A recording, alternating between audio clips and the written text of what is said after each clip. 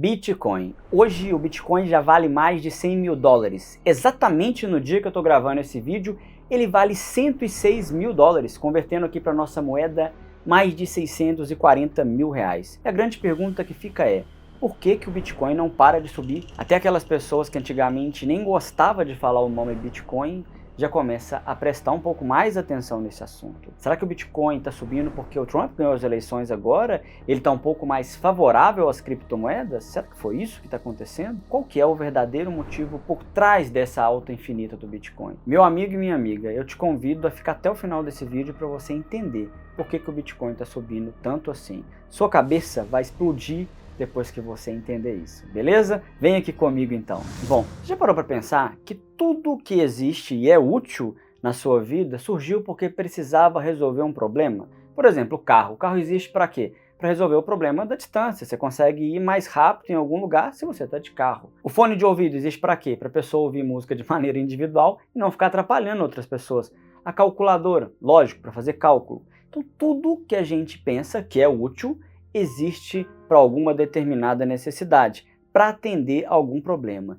E aqui está exatamente o motivo pelo qual o Bitcoin não para de subir. Ele veio para sanar um problema. Sabe qual problema é esse? Talvez você não saiba, mas é um problema que está atrapalhando a sua vida todos os dias. E esse problema chama-se dinheiro. Se você não percebeu que o dinheiro que a gente usa é um problema, deixa eu te explicar uma coisa aqui. Primeiramente, o dinheiro ele também veio para resolver um problema. Que problema era esse? Era a necessidade de se fazer trocas. Então, no passado, quando a gente ainda não tinha dinheiro, se eu precisasse de pegar alguma coisa com uma outra pessoa, eu tinha que fazer o que a gente chamava de escambo. Então, se eu tenho, por exemplo, um pé de alface e você tem ali tomate e eu tenho alface sobrando e você tem tomate sobrando, a gente combinava de fazer uma troca. Eu te passo um pouquinho de alface, você me passa um pouquinho de tomate e no final do dia eu tenho alface e tomate e você tem alface e tomate. Mas essas trocas começaram a ficar um pouco mais complicadas quando envolviam mais de um tipo de produto, porque dependia ali de passar por mais pessoas. E além disso também tem as trocas injustas. Se eu tenho um pé de alface e você tem uma vaca, eu não posso trocar com você vaca por alface, porque não faz nenhum sentido. Então, o pessoal começou a pensar no seguinte, vamos ter que achar alguma coisa para a gente utilizar de moeda de troca. E aí eles criaram algumas possibilidades. Teve ali concha, várias coisas que eles tentaram pegar para poder fazer esse tipo de coisa. Mas nada deu certo até que eles pudessem encontrar a moeda. Moeda de prata, moeda de ouro. E o principal motivo para o ouro ser utilizado como moeda de troca é a sua escassez. Você não acha ouro em qualquer lugar. E aqui eles começaram a utilizar isso por alguns anos e depois de um tempo alguém teve uma ideia. Olha aqui, a gente tem o ouro que já funciona bem. E se a gente criasse um papel que representasse esse ouro? Será que isso facilitaria a nossa vida? Ao invés da gente ter que ficar andando aqui com essa moeda de ouro, que talvez é pesada, dependendo da quantidade de coisa que eu estou comprando, e se eu falasse o seguinte, que esse pedaço de papel, ele vale X gramas de ouro? Será que isso seria interessante? Ó, bem legal. Quem que teve essa ideia? Bem legal. Vamos fazer isso então. E aqui foi criado o papel moeda. Tudo certo, porque ainda que fosse um papel, eu sempre ia conseguir converter esse papel em ouro. Então, eu tinha escassez, que é a minha condição importante para a moeda de troca funcionar. Mas, meu amigo, a ganância é muito grande e não ia ser possível manter esse padrão por muito tempo. O ano era 1914. Você lembra o que aconteceu? A Primeira Guerra Mundial. E aqui a justificativa foi clara. A gente está em guerra, não tem como financiar uma guerra sem dinheiro. Eu não consigo mais ter a mesma quantidade financeira de papel moeda que represente a quantidade de ouro que eu tenho. Então o que eu vou fazer? Eu vou largar o padrão ouro. Eu vou começar a imprimir moeda mesmo, porque eu vou precisar dessa moeda, eu vou precisar desse dinheiro para poder financiar uma guerra. E aqui, vários e vários países largaram o padrão ouro. Alguns anos se passaram, em 29 a gente teve uma crise que abalou o mundo inteiro, que começou inclusive lá nos Estados Unidos. Em 1930, o próprio Estados Unidos e outros países da Europa largaram o padrão ouro. Por quê? Porque aqueles países não tinham ouro suficiente para poder imprimir a quantidade de papel moeda que eles precisavam. Depois da Segunda Guerra Mundial, ainda foi tentado estabelecer um sistema, o sistema de Bretton Woods, onde, na verdade, a gente criaria uma espécie de padrão ouro modificado, porque aqui todos os países do mundo poderiam converter a sua moeda em dólar, e o dólar, sim, o dólar poderia ser convertido em ouro. Bom, pelo menos aqui a gente teria uma forma de ter algum tipo de dinheiro com rastro, porque eu poderia, aqui no Brasil, ter o real, converter isso em dólar, e o dólar pode ser convertido em ouro. Então existia aqui uma forma de lastro em algo que é escasso, que no caso é o ouro. Mas, como eu disse para vocês, o Estado precisa gastar. E em 1971, Richard Nixon, presidente dos Estados Unidos, acaba de vez com o sistema do padrão ouro. Por quê? Porque vários países começaram a fazer uma corrida para poder fazer a transformação do dólar em ouro. E a verdade é que não ia ter mais essa quantidade de ouro para poder suprir a quantidade de papel moeda que já tinha sido impressa. Então, a melhor solução foi acabar com isso. Parabéns para os envolvidos. Agora a gente chegou na era da moeda fiduciária. O que é moeda fiduciária? É moeda baseada na fé. Eu falo que isso vale R$50 e você acredita que isso vale R$50. Até um determinado período, até que essa fé, até que essa confiança acabe, até porque agora o dinheiro é controlado pelo Banco Central de cada país. E aqui, meus amigos, cada país pode fazer o que quiser com seu dinheiro, inclusive imprimir mais dinheiro. E é interessante, porque se a gente perguntar para uma criança de 10 anos e falar com ela o seguinte: o que eu faço para poder resolver a pobreza do país? Sabe o que ela vai te falar? Ela vai te falar que é só imprimir dinheiro. E é exatamente isso que os bancos centrais estão fazendo. É lógico que eles não vão falar que é imprimir dinheiro. Vai ter um nome mais bonitinho? Quantitative easing? Ou flexibilização quantitativa?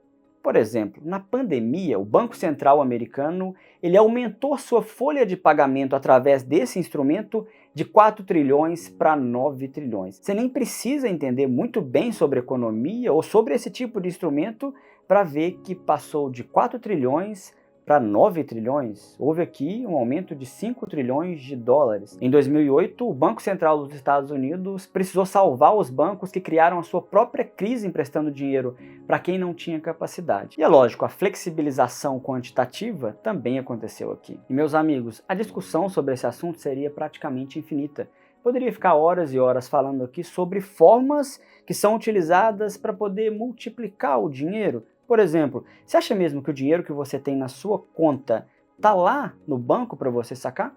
O seu dinheiro pode até estar, mas o de todo mundo não está. Porque na verdade os bancos também funcionam numa espécie de confiança. Ele tem que ter apenas um percentual. O resto ele pode fazer a magia dos empréstimos. E ali ele consegue multiplicar o dinheiro e expandir ainda mais a economia. Mas é claro, isso aqui tem um preço.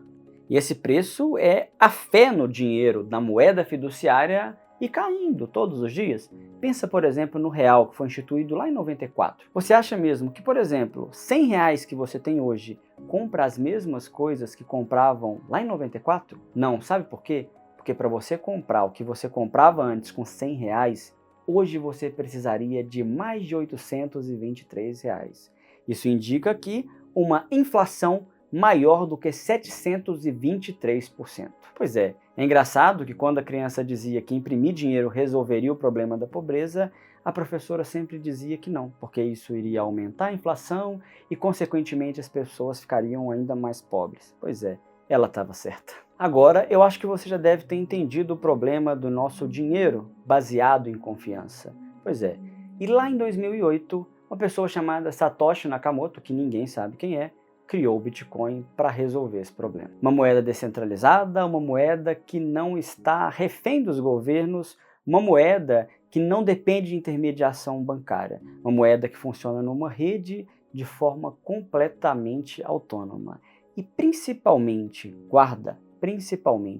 uma moeda escassa. No total, somente haverá 21 milhões de Bitcoins. E hoje a gente já tem mais de 90% dessa criptomoeda emitida. Ou seja, a gente só vai ter 21 milhões de Bitcoins no mundo e pronto. E é claro, o Bitcoin resolve o principal problema da falta de confiança da moeda fiduciária, porque ele funciona de maneira descentralizada, numa rede chamada blockchain, baseada num consenso, onde todo mundo que participa dessa rede, em qualquer lugar do mundo, tem sempre as mesmas informações. Ou seja, o registro histórico de tudo que aconteceu no Bitcoin desde o início é conhecido por todo mundo. Todo mundo que está nessa rede sabe exatamente o que aconteceu.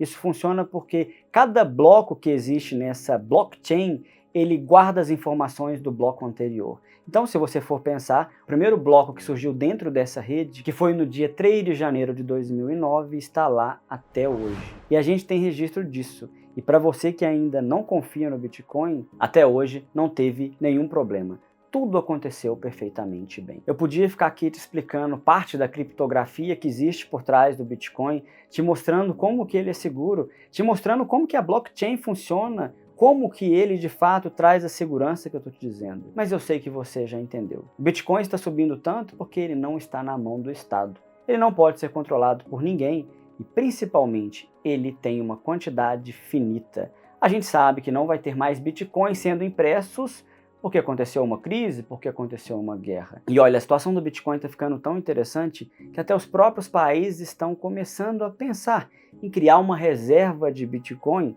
como se fosse, sei lá, uma reserva de ouro. Talvez o Bitcoin seja o nosso novo ouro. Os países estão fazendo isso. Eu não estou falando de país pequeno, tá? O próprio Estados Unidos, Japão, Rússia e até aqui dentro do Brasil já existe projeto de lei para se criar uma reserva de Bitcoin. Bom, agora você já sabe por que o Bitcoin não para de subir. Não quer dizer que ele não vá cair em algum momento. Correção em qualquer tipo de ativo acontece. Mas lembra de uma coisa, só tem 21 milhões de Bitcoins no mundo e todo mundo está procurando. O que vai acontecer? Pensa aí. E agora eu queria te fazer uma pergunta. Você já está inscrito no canal? Se você ainda não for inscrito, inscreva-se agora, curta esse vídeo e compartilha com as pessoas que você acha que precisam entender o que está acontecendo com o dinheiro delas. Eu vou ficando por aqui, um grande abraço para vocês e até o próximo vídeo.